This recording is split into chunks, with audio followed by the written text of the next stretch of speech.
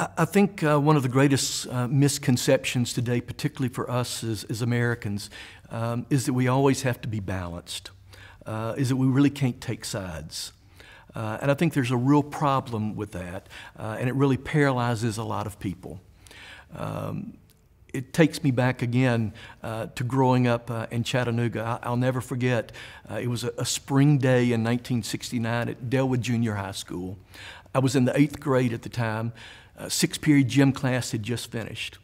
And we were walking from the softball field, and we were walking back up to the gym, when suddenly two of my best friends, they broke out in one of those just blood-gushing, nose-bashing fights.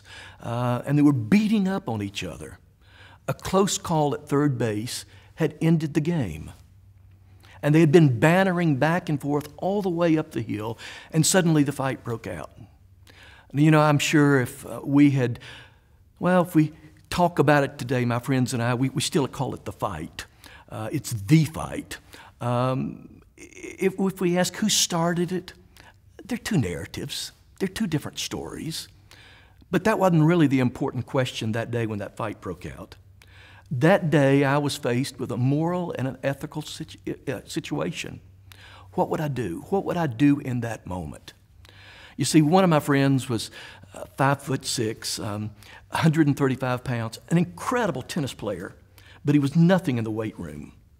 My other friend, he was 5'11", he was 185 pounds. He was already one of those kind of chisel-chested guys who wrestled heavyweight for our high school wrestling team. Well, needless to say, my larger friend was just beating my smaller friend to a pulp.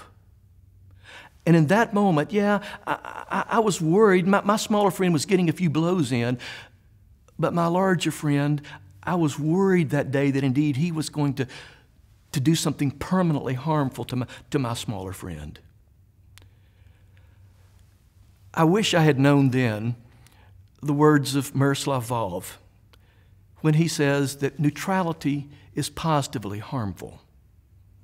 And also the comment of William Sloane Coffin, who says, not to take sides is to take sides with a stronger partner.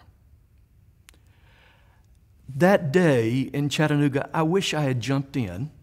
I wish I had restrained the arm of my larger friend as he beat my smaller friend to pieces. But the most important question for me, and I think for all of us, is will we jump in now? Will we be involved? We have two friends involved in this conflict. We have our Israeli friends and we have our Palestinian friends, and both are friends.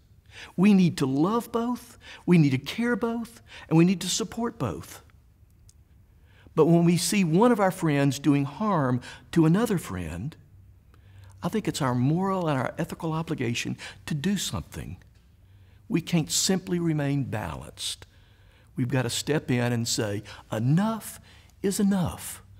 Stop doing this to my other friend. And so I think a real misconception in this culture in which we live is we always have to be balanced. And what I would rather say is, let's always be fair. Let's always treat both sides of this conflict with the same love, with the same ethical and moral standards. But when we see one of our friends mistreating the other friend, I think it's our obligation to say, enough is enough. Stop it.